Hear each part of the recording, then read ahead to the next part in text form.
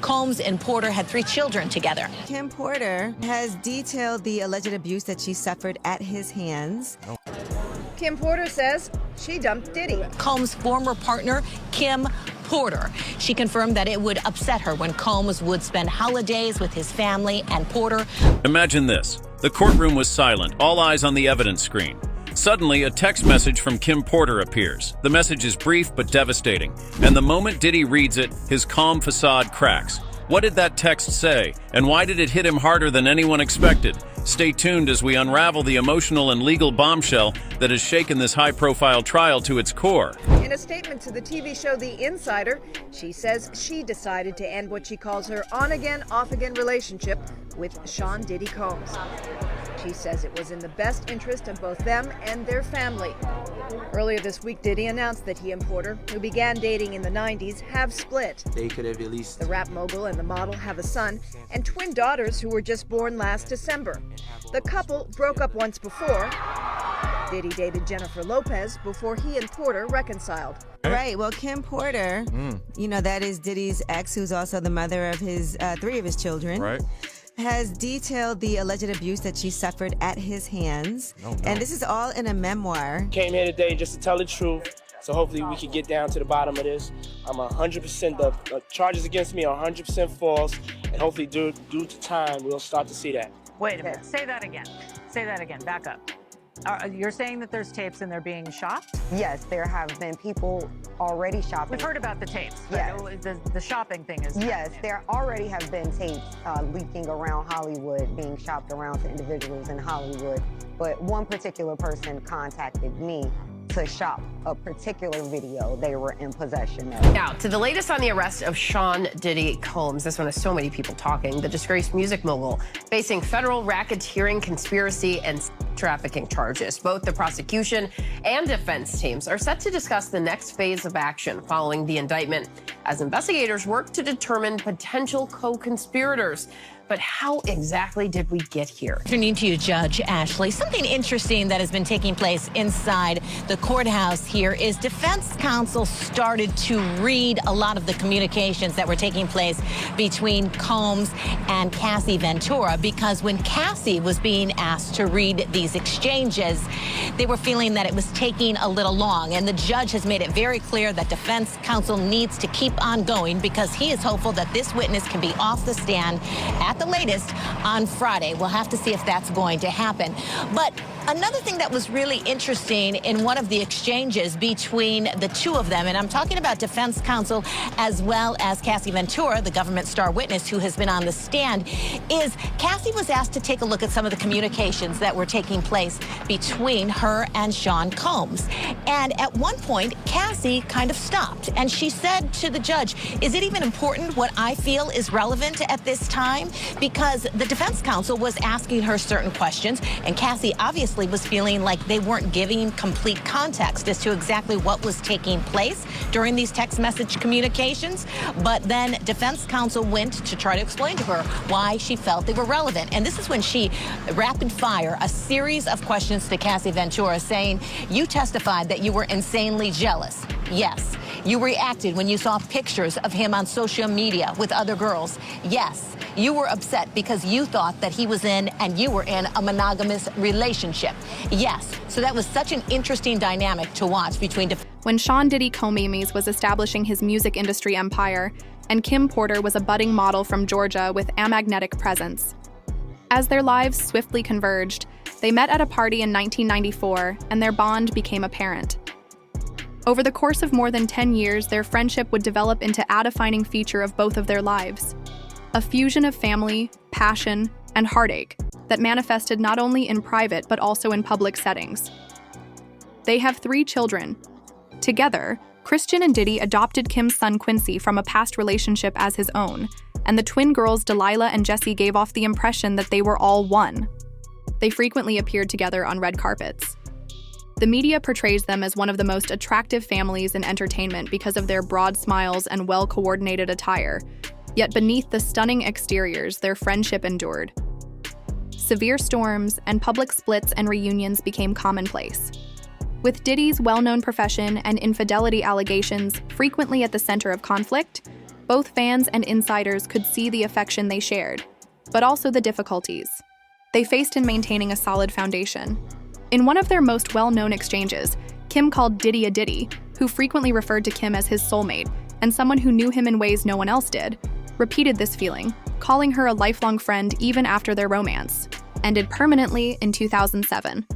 Otherwise, they would have been unable to maintain their unbreakable link, which was frequently documented in unposed family portraits taken during holidays and other special occasions.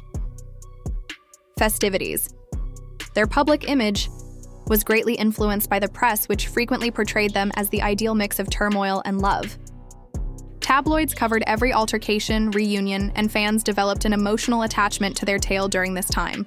And what made them so memorable was not just their celebrity or glitz, but also how genuine their relationship appeared to be. Despite its shortcomings, had a past that was too complicated to categorize, which is what made their bond so meaningful to many. Fast forward to 2018, when Kim passed away, shocking those closest to her, and Diddy's admirers worldwide referred to her passing as the most difficult thing he had ever experienced. As he struggled with her passing, the terrible and wonderful memories of their past become even more apparent. Now in Diddy's current legal struggle and Kim's farewell text connect their past, but the weight of those unresolved moments between them has been viewed through a completely new lens. Tale back into painful focus. The court serves as a platform for the unfiltered emotional legacy of their connection to continue to develop, not merely a place for legal disputes. Interview 644. Kim Porter's death, she was in the best health. Now, if you guys aren't sure or don't know who Al B. Sure is, he's the father, the biological father of Quincy. Okay? And he, Quincy mother is Kim Porter. They had a child together. And, she's got with Diddy, and Al B. Sure was saying that he don't believe that she died the way they said she did. They were talking about like pneumonia or something like that. And I think he was saying something about he's going to tell you how he got in a coma. A lot of people were speculating that, Diddy had something to do with it. Combs and Porter had 3 children together. We can also tell you about some other testimony that took place. Defense challenged Ventura's claim that Combs forced her into sex acts and didn't apologize. From a 2009 text when Ventura said she wasn't feeling well after a freak-off, Combs wrote, "Damn, you're sick. I'm sorry. If you're not into it, no worries, no stress." So that's a bit of some of the testimony that was taking place inside the courtroom. Also, Kid Cudi, talking about Kid Cudi as well as Michael B. Jordan. Right when we got out of the courtroom just a short time ago, they were bringing up her new relationship with Michael B. Jordan, which took place when Cassie was saying that she felt that their relationship, her and Sean, had been on a break, and she began to date the actor by the name of Michael B. Jordan. Also talking about Kid Cudi. And how did Sean Combs find out about that relationship?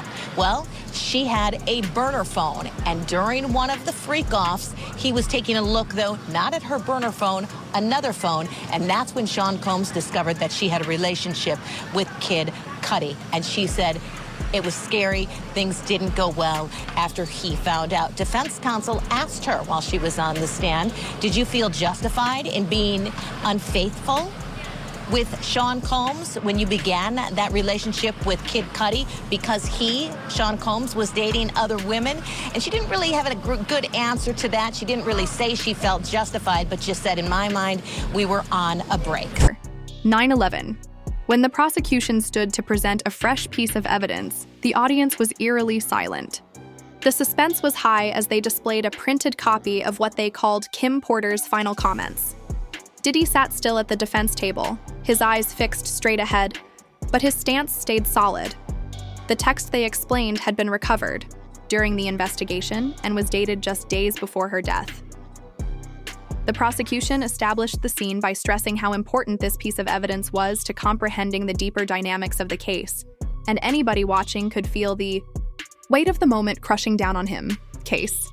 They contended that Kim's words in these last moments disclosed important information that they said was pertinent to their charges, in addition to the status of her relationship with Diddy. They measured every word they used, meticulously to prepare for the revelation. When the letter was finally read, the mood of the courtroom changed. Gallery members leaned forward, jurors looked at each other, and for a moment the room was filled with whispering, be interrupted by a firm command from the judge. The prosecutor approached the bench while a magnified screen showed the text for everyone to see. The message was read out loud, word for word, in a tone intended to convey. Diddy's initial response was mild, with his jaw slightly clenched and his hands clutched together on the table. But as the text went on, something started to shift in his eyes, which had been steady up until that point, moved towards the screen, and for a split second, his face revealed an expression of unadulterated vulnerability. This was not your typical piece of evidence. According to legal experts, text messages frequently have a lot of weight in court cases because they offer an unvarnished, direct look into someone's feelings and ideas. There is no stage delivery or script, simply words spoken in the heat of the moment. In high-profile situations, texts can be crucial because Kim's message had that type of significance because it gave juries a humanizing or damning view of the parties involved. It was a quick insight into the unresolved emotions that existed between her and Diddy. The text said, "Puff, I thought we." The crowd went dead as the last phrase was uttered. It was a message full of love and rage. We're forever. How did it get here? You can run the world, but you can't run from what we had. Remember that. And heartache, causing everyone to question why she sent it, and why the prosecution decided to make it public. All eyes were on Diddy, whose behavior changed so subtly but significantly that the prosecution had done more than just present evidence. They had struck a nerve that caused the room to become tense once more, would alter the trial's tone. Our next guest was a New Jack Swing superstar in the 80s. Now, Al B. Sure is using his second chance at life to fight for health equity. After surviving a coma and liver transplant, he's an advocate pushing for real healthcare change. Man. He's also exposing shocking truths about the music industry and recording artist Diddy in his upcoming tell-all, Do You Believe Me Now? It comes out this fall. Al B. Sure, though, is joining us this morning. Good to see you. So good to see you. You look as well. good. You feeling good? I am so blessed. We woke up this morning. We don't call it a comeback like LL says, right? Mm-hmm. This is updating my software. And I'm truly grateful to be here. And Roseanne. Al, the last time you were here, you could barely walk up the step to sit down here. Barely. You were my first interview with Cristal, right? Yes. When I was released from the hospital, and it was just, what an amazing journey it's been. You know, I figured, look, when you get lemons, make Arnold Palmer. So, what are you doing now? How are you getting the word out? Well, you know, it's been an amazing journey. I get the call from my co-founder, Ms. Rachel Nordlinger. We started the Health Equity and Transplantation Coalition, and we are advocating in Congress, fighting for equal access to quality health care, just focused, and my focus, obviously, you know, standing in Congress and speaking in front of Congress, I've made it very clear. I am not here for the politics. I'm not here for the next election. I'm simply here to save lives of transplant patients. So, you know, so there's a focus there. We've had some success in Congress related to having people come across the aisle, because I made that clear. So this is a real life mission. There's no marketing in my life. Roseanne, this is the best time of my life. You look good. This is not, you know, there's no hustle, there's no marketing, I'm living my truth. You see how grateful and appreciative he sounded like that? Throughout the trial. He wore fitted suits every day, and his expression was measured, making only fleeting eye contact with the jury as if to control his emotions. Observers noticed that he occasionally whispered to his defense team, which seemed like a calculated tactic to stay calm. Diddy chose to sit stoically in the public eye, even when the prosecution presented pictures, contracts, and conversations from years earlier. It seemed as though he had put up an invisible wall around himself, but it didn't last long because the atmosphere changed drastically the moment Kim Porter's text was shown in court. As the lines were read aloud, Diddy hardly moved, keeping his eyes fixed on the screen. His fingers, which had been lying gently on the table's edge, tightened their grasp. From a distance, this might not have seemed like much, but to those who had been seeing him all week, the difference was, unquestionably, his jaw tensed, His shoulders stiffened, and then came the unexpected moment when his eyes filled with tears. What had begun as a flicker soon became obvious to someone. It was a rupture for someone who had been so intent on being silent. The room responded in waves, with the gallery letting out audible gasps and then a commotion as people started muttering. Even the judge, who had urged the chamber throughout much of the trial, curtly appeared to hesitate for a half beat in order to acknowledge what had just happened. It wasn't simply the information of the for many who watched. It seemed as though the Diddy they had so frequently seen in control of his life and on stage was suddenly just a man battling his wounds. This reaction was unscripted and raw, and it wasn't part of any legal strategy or planned moment. Trials frequently depend on such moments. Even brief emotional outbursts can create lasting effects. One need only consider other instances, such as the fervor surrounding Britney Spears' conservatorship hearings or Johnny Depp's defamation trial, to see how one emotional outbursts have the power to change public sympathy or harden perceptions. In these few seconds of Diddy's reaction, the prosecution saw an opportunity. Depending on how the lawyers present this moment in their next argument, a particularly perceptive juror may interpret Diddy's feelings as regret or guilt. Psychologists have long observed that public trials intensify emotional triggers, especially for people who are already under a lot of stress. In Diddy's case, the weight of decades of public life combined with the intensely personal nature of this evidence made his response all but inevitable. People aren't made to neatly compartmentalize loss, especially when the loss is now entangled with charges on such a grand scale. Following the outburst, the courtroom was electrified. The prosecution quickly got up from their seats, prepared to change the course of events to support their case, while Diddy's attorneys frantically tried to get back on track and requested a break to allow there. When the jury disgorged, some cast lingering glances at Diddy, whose eyes remained locked on the table in front of him. The court let the client time to gather himself, but the harm, whatever it was, had already been done. This event humanized a man who many thought had constructed an indestructible exterior, and it wasn't a premeditated gesture that time could easily erase. Created doubt, and in a high-stakes trial like this, just one emotion may make all the difference. When Kim Porter's text was made public, the jury was horrified not only by its obvious passion, but also by the meaning hidden beneath it. Their complex relationship had been a mixture of love, anguish, and unresolved realities for years, and the ice that remark, "You can run the world, but you can't run from what we had," appeared to cut right to the heart of it, bear the burden of everything. It wasn't merely a vulnerable moment. It suggested unresolved emotional conflicts, and perhaps even more, serious issues that hadn't been resolved during her lifetime. For the prosecution, this text wasn't merely proof of a personal connection. It was crucial to their case. They claimed that it revealed a darker dynamic that they wanted to directly connect to their accusations, and that it vividly depicted a broken relationship that they said was essential to the story they were constructing against Diddy. Their argument's tone implied that they thought this one message may influence jurors by providing them with a close-up look at the human side of a well-known person. For the defense, it was a challenge.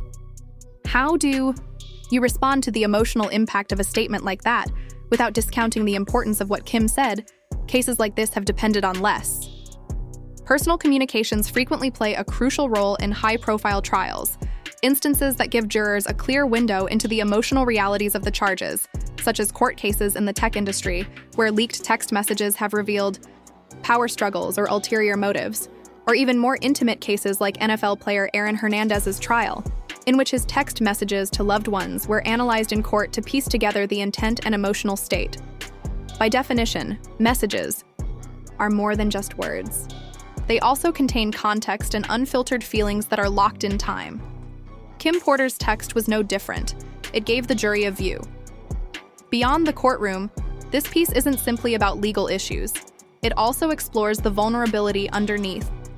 Diddy's decades-long dominant image represents the intricate interplay between personal connections and fame and power.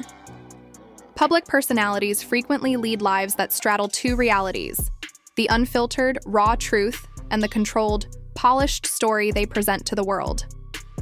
The public witnessed the red carpets and staged family photos behind closed doors for Kim and Diddy, but this message drew viewers into the side of their story that the cameras never saw. The questions that remain about this text only heighten the intrigue. Was it sent as closure or as a request for reconciliation? Did Kim send it during a time of introspection? Was it a response to something much bigger simmering beneath the surface? There's no way of knowing, but the timing of perhaps that's what struck Diddy the most. Not just the words themselves, but the knowledge that they might be the last ones she ever gave him. A message written so soon after her death carries a sense of finality that's difficult to deny. It wasn't just a reminder of their relationship.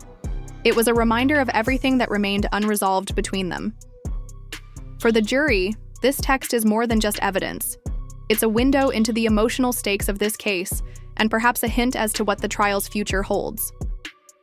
The courtroom is still humming from the reporters have saturated the media with headlines like Diddy unravels and Kim Porter's final words shake the trial in amazement over the text message Bombshell. Commentators argue about how the case would be affected by such a highly personal moment, but inside the courtroom, the prosecution appears more confident and emboldened in their ability to connect the emotional overtones of Kim's letter. Diddy's defense team, on the other hand, seems to be recalibrating in relation to the larger narrative they're attempting to construct.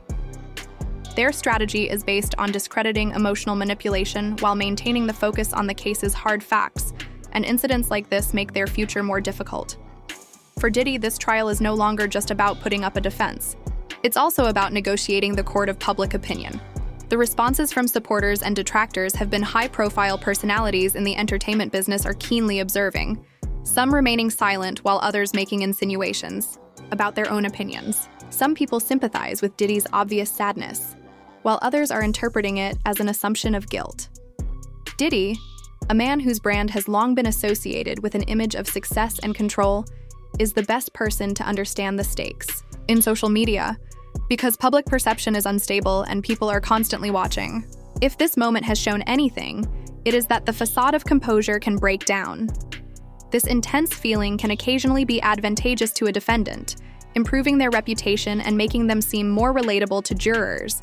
But it can also backfire. Emotional courtroom moments have historically changed the outcome of a case, especially if the prosecution uses it to suggest instability or guilt.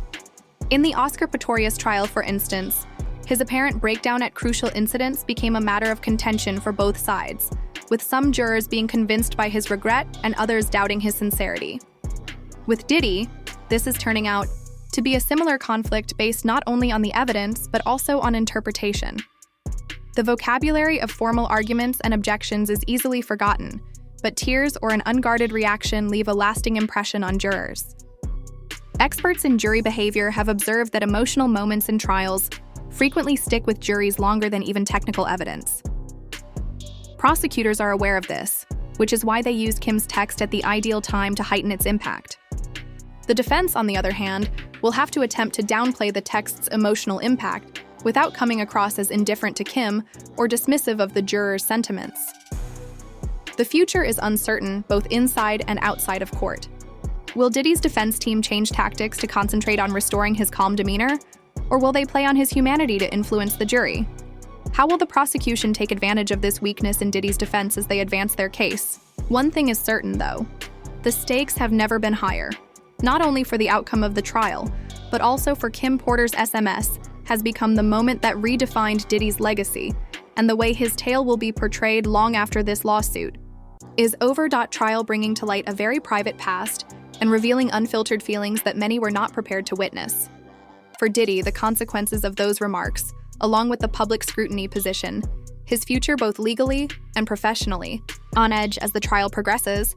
This one text will remain as a significant turning point that shapes perceptions both inside and outside the courtroom. What do you think will change the outcome? Please share your thoughts in the comments section below, and stay tuned as we follow this unfolding drama at every turn.